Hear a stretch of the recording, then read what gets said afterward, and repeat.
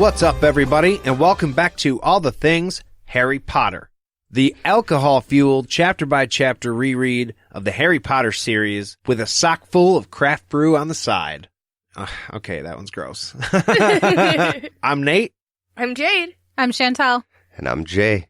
And this week we're talking about the final chapter of Harry Potter and the Chamber of Secrets, Dobby's Reward. We made it to the end, bringing it home. And me and Shantell are back for the final chapter. We've missed so much for this book. We're super excited to be here and finish it off. Yeah, we're happy you guys are back. We had a little string of illnesses and shit that came up. The influenza bee struck our house like the plague, and it was not fun. And It just went kid to kid. It just spread around. It did. And we were so happy to tell you to not come over. Well, the only news that we have other than you two coming back for this chapter is there's a park based on the Harry Potter film franchise that's expected to open in Tokyo around spring 2023. It's going to be replacing the 94-year-old amusement park Toshimeng. I'm not good at that. So correct me if you know what I'm talking about and I said it way wrong. This just came out Monday, which is the day we are recording this. So, hot take, everybody. We are in the know. Yeah. So it's a brand new Harry Potter theme park? Yeah, it's going to be similar to the Warner Brothers studio tour in London, where you can walk through the Wizarding World, through the costumes and sets and props.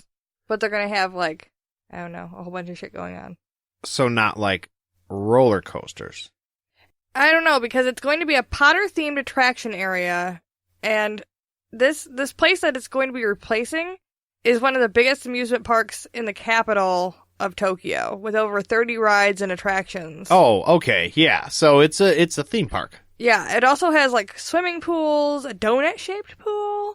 I mean, I'm in. I think a donut-shaped pool, I would imagine, would probably be a lazy river. Yeah, you're right. There. It's probably not as cool as it sounds to me, but I think maybe I just like donuts. But yeah, so that just came out today, but it's going to be coming within the next couple of years, apparently. Couple of years? 2023. So keep an eye out for that. We'll keep you updated, and if I can find any pictures of anything cool, I'll put it up somewhere. Facebook, Insta, you'll see it around.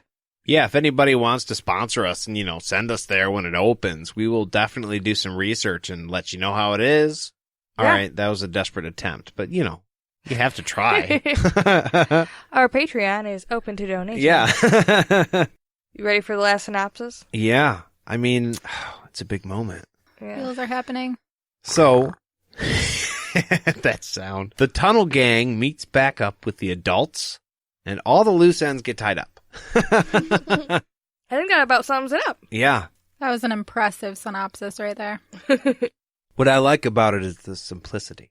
Yeah, cuts right through the bullshit. Mm-hmm. To the point. So, to the point. Yeah, here we go. They stand in the doorway of McGonagall's office, not Dumbledore's office, because McGonagall is in charge right now. Mm-hmm. And suddenly they hear a scream, and that is Mrs. Weasley, because she just saw Ginny for the first time. And wouldn't that be like a heart-wrenching sound? I thought about it today. I thought it would sound heartbreaking, but not really, because it's a relief, scream. Yeah. Oh, my baby, But just that noise. Oh, yeah. She thought she was dead. And by that time, you know that she thought that Harry and Ron were probably gone, too. Yeah, oh, yeah. It's a lot of them, as they would say. Yeah. I was going to say the one she cares about, because Fred and George are kind of throwaways most of the time. But that's kind of mean, because Percy is still there. But Dumbledore's there, too. And, well, obviously, McGonagall, it's her fucking office. I thought it was funny it said a beaming Dumbledore.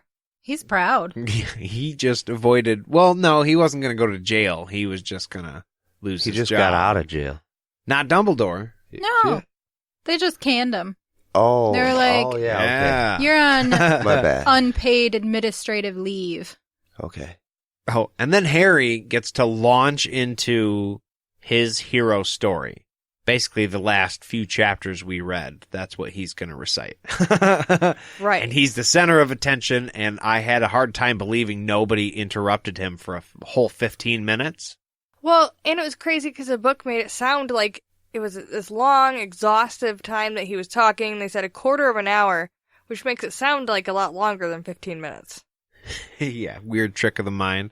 And how long did it take us to read the last 2 chapters? Not 15 fucking minutes, Harry. That's right, on Audible, these things are like 35-minute chapters. Yeah. Almost 40. Just saying. Mine was 28. Yeah, this one was 28. Yeah, not 15.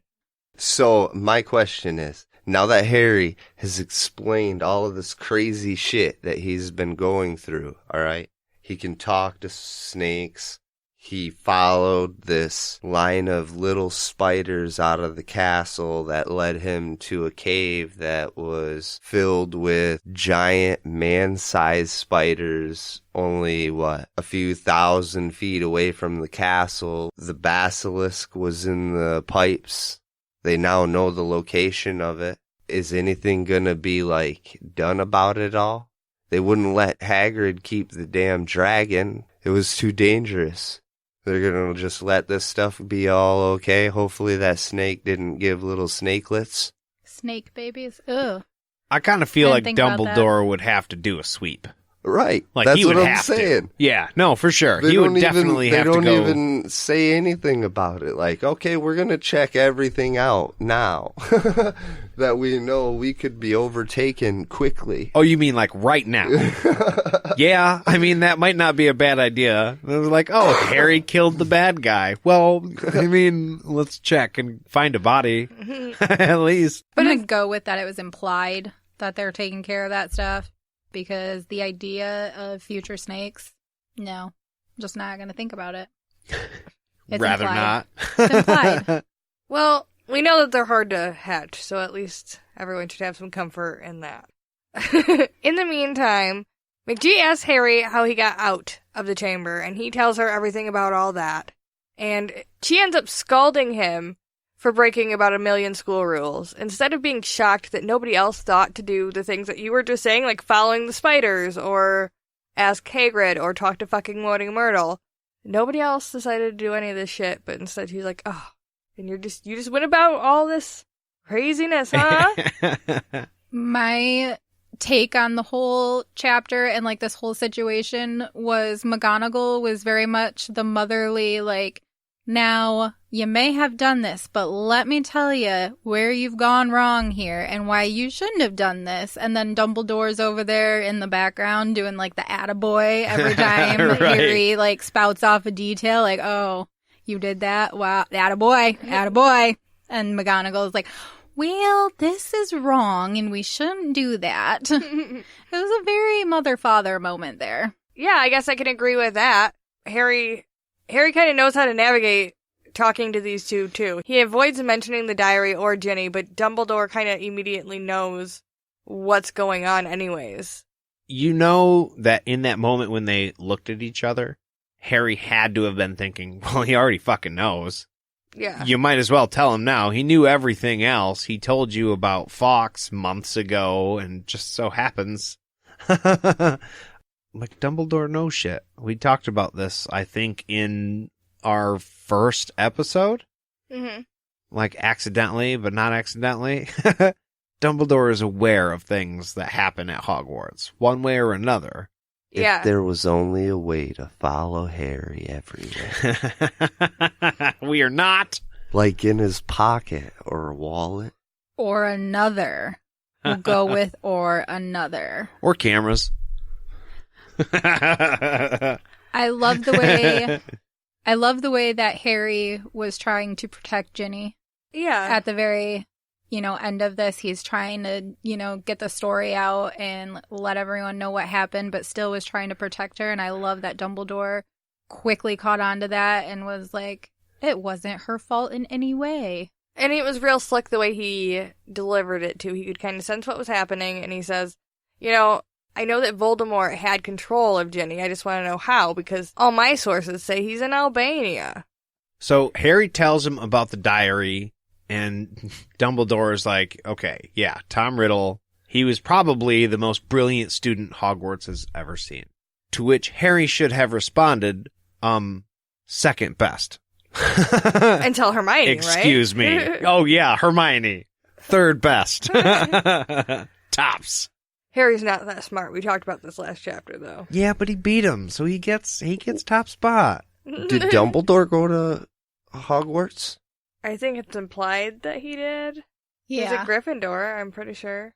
I would imagine placing Dumbledore a little bit higher than Tom Riddle, but then again, you know. Yeah, he's like taking himself right out of the equation. Yeah. Like, you're a pretty cool wizard, Dumby. I don't think it's about cool. I think that he recognizes that Tom was smart.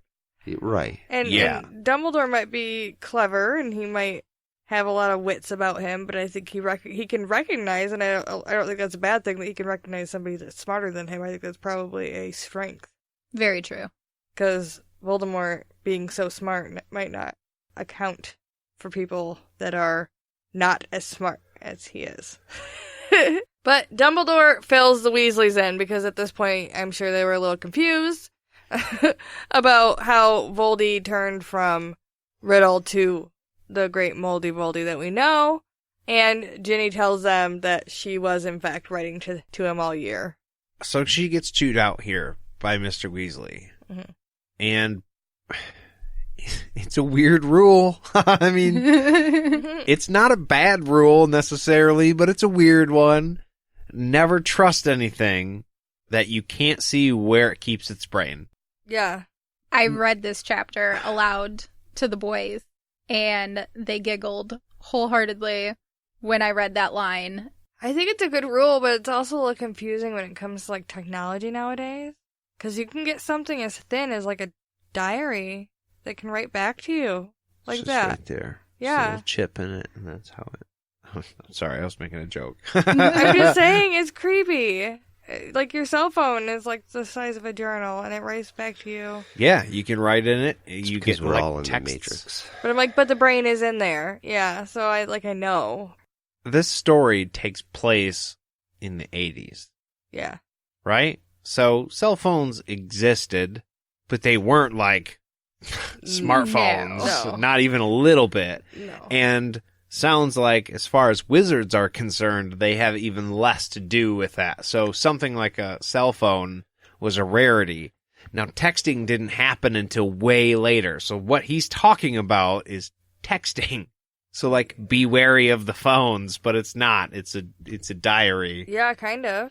I mean, how deep do you want to go, Jade? Yeah, I don't know. Yeah. They were like instant messaging.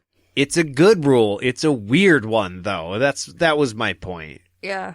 But she's like, yeah, sorry. I mean, I didn't know.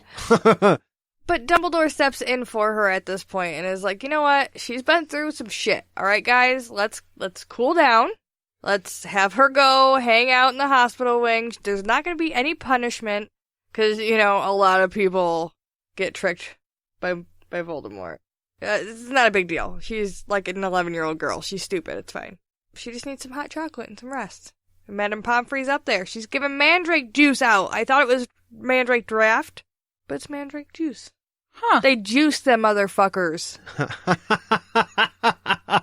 Like carrots and celery. Wow, that's somehow worse. It's not even like a murder. They just toss them in and hit the green button. Right, they didn't like stew them.